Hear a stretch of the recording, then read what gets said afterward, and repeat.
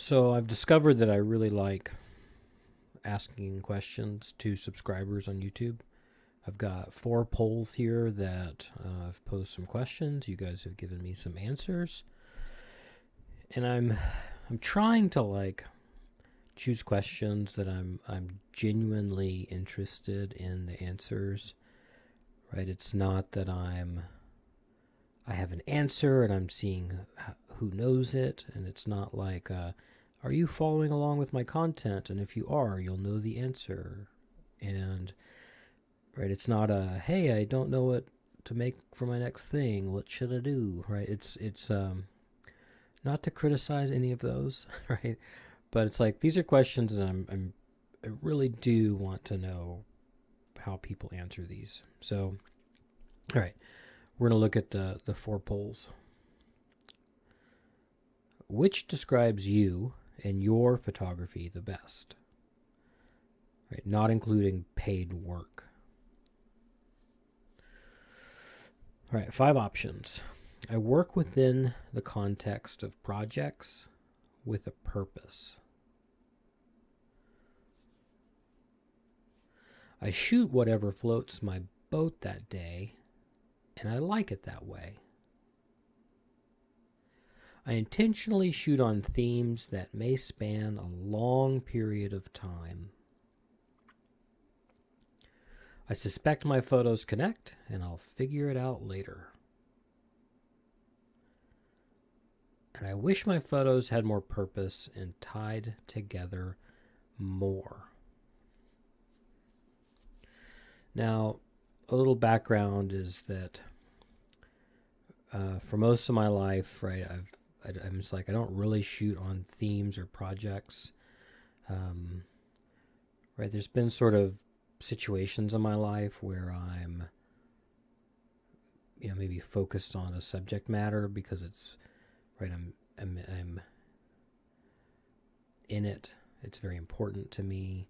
Right, I think of back when I was a school teacher in a unique charter school, and I thought a lot of what we were doing was very unique and important, and I was taking pictures of it. And then, right, when my kids are born, right, I'm taking my family photos. Right, so that stands out as obvious. But there's also been like this, I have sort of a rejection of this idea that a photographer needs a project. Like, oh, I'm shooting a project on this and that, right? And it's going to make a book and it all fits together. And right, there's something about that that's just like doesn't resonate with me or hasn't yet. And then it's like the internet world we live in, right? It's like we know that people are so good at just a stream of disconnected things that like we're able to enjoy a thread of disconnected photographs, right? All right, so enough about me, right? What did people put here? More than 50% of people said, right, only 19 responses, right? So probably looking at 10 responses that said, well, I shoot whatever floats my boat and I like it that way, right? It's very freeing to not feel like you're not walking around being like, okay, I'm shooting this project. How does this fit into my project? Right? It's just opportunistic, kind of, oh, there's a cool shot. I'm going to take it. Right. And right. And this is more than half the people here saying, and that's how I want it to be. I'm not itching to change it. Right. And I think of like going out on walks and just sort of whatever comes, right? It could be a mailbox or it could be a shadow or it could be a right. And do those things really fit together? I don't know. I don't think of it like that. Right. I'm more just inspired by right what I see. Okay, there's a tie for second place, and it's both of these are only a few votes here. I work within the context of projects with a purpose, and then I wish my photos had more purpose and tied together more. So, right, there are 3 people here that are like, I do work in the context of projects, right? That motivates me. It helps me think about I mean, you can even think about like that could be inspiring and create structure. Sort of knowing, well, I'm shooting on this theme and I need to get right this, approach it from these different angles, and here's how things would complement each other, and it's not at all a burden. It actually like gives me a lot of direction and organization and inspiration. Um, and then some, three people who were like, I wish it tied together more. I'd like to be like that, right? And then sort of only got a couple that said, I intentionally shoot on themes that may span a long period of time. And then only one person said, I suspect they'll connect. I'll figure it out later. Now, I feel like something is happening to me recently, and this is back to reading Joseph Kudelka's book, where I don't know, I think he's just described as a photo collector, and there are sort of themes that he, at some point, right, realized that he shoots on these particular themes, and he likes to collect photos that fit that theme. And it lists out a couple of his categories, right, his folders or whatnot. And sorry, that ding was me, not you. And right, it led me to doing an exercise where I wrote out a bunch of sort of like what are my themes that I have always shot on or am shooting on, right? There is sort of a connection to what attracts my eye. And then if I sort of recognize it, right, does that help me when I'm out sort of find more opportunities to find similar photos and sort of collect on that theme? So I don't know, I'm definitely in a place where I'm stirring all this around. So, all right. Now the second question, if I gave you $5,000 to spend on one of the following categories, which would you choose? The options: guns and ammo, photography, drugs and alcohol, lottering and gambling, sports and entertainment.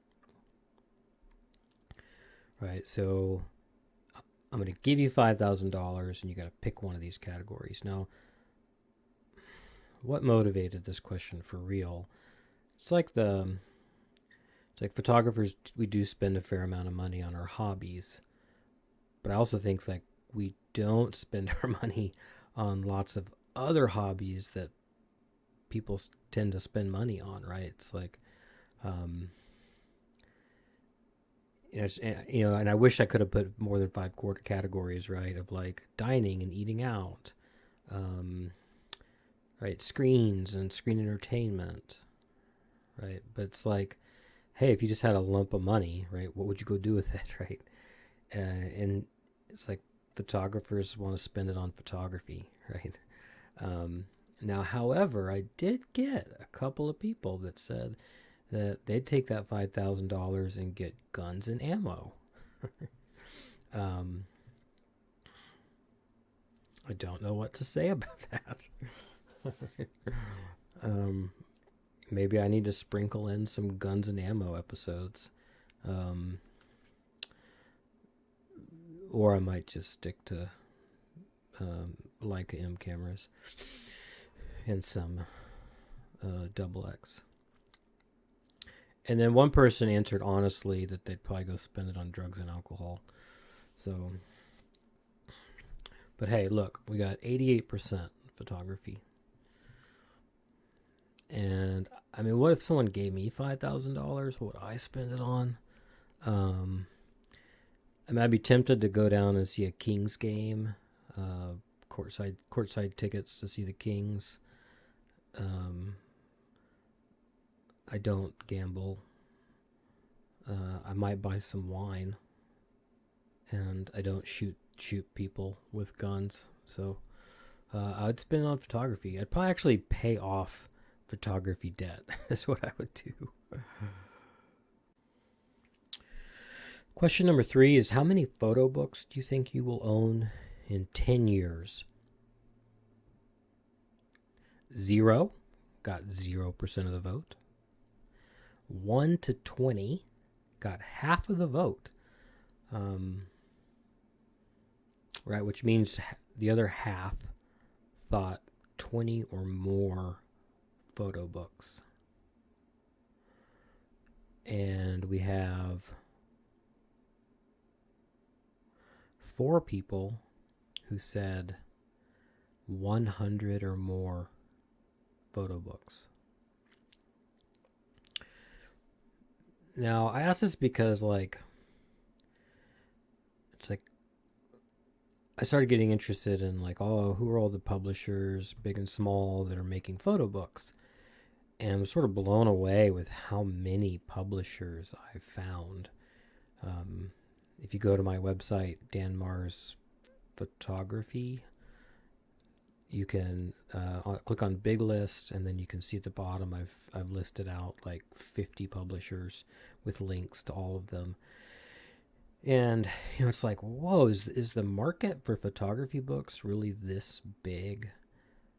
Are they making money by selling books, or are they making money by having photographers pay in to make their books? Right? What is the space for photography books right now? Especially if you're not like an established Magnum photographer, right? Is this a market that's growing? I personally am more interested in photo books than ever before, right? I love, right, getting off the screen and looking at a nice print, right? So I'm kind of caring about the quality of the photographs in the book. And then just sort of like, I know there's so many really good photographers out there other than just the big famous 50 people you can think of, right? And so it is, I'm really enjoying looking at photo books. And right, again, I'm printing more, so sort of getting into thinking about the types of paper and right, the challenges of making a photo book.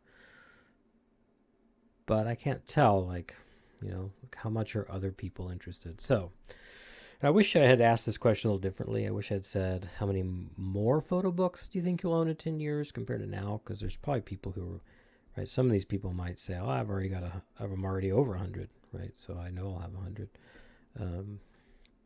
Yeah. Where am I right now? I think I'm in the 50 to 100 bucket right now, and trying not to get to this one too fast because I don't really have the budget for it. But, we'll see. And the last question is, how do you feel about affiliate links? And I asked this because I'm thinking about having some affiliate links, right? And maybe Red River Paper, right? Maybe B&H Photo, right?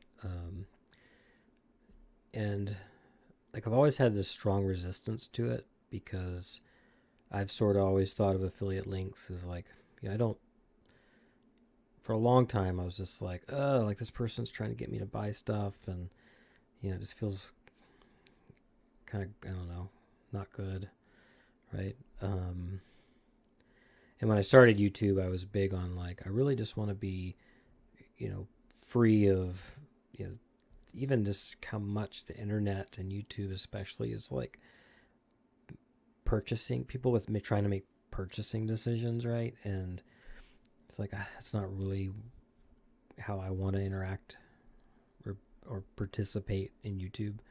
But then somewhere in the last year, I've started to be like, it's like, if I'm not paying any more for the thing and I can pass a few bucks to somebody who maybe told me about a cool product, like whatever, right? So I've gone from, like, my answer like a year ago would have been like, they make me suspicious, they are annoying, and have a mild distaste. And I'm moving more towards, right, I'm happy to use them to be supportive or whatever. Right, so those were my 5 choices. And I was surprised. I'm really surprised that, right, only 3 people chose combined mild distaste, they are annoying, and they make me suspicious, right? 1 for each of those. And then otherwise, the other 85% said, I'm happy to use them or whatever, right? So I don't know. I'm still sort of like, they're annoying, mild distaste, right? That's still sort of where I am. But gonna have to continue to reevaluate. It's like, yeah, I really like some Red River paper, and if like you learn about Red River paper from me and you click on it and you buy some paper, like it's like, yeah, sure, I'll make a few bucks. Like that's, you know, because there's also this, like, especially in film photography, it's like when you find, in photography, right, when you find companies and other people that are making important contributions to the field, like you want to support them. You want people to find out about them, and right, if you don't, some of this stuff will just go away. So it's yeah, it's delicate balance here. Okay, those are my questions.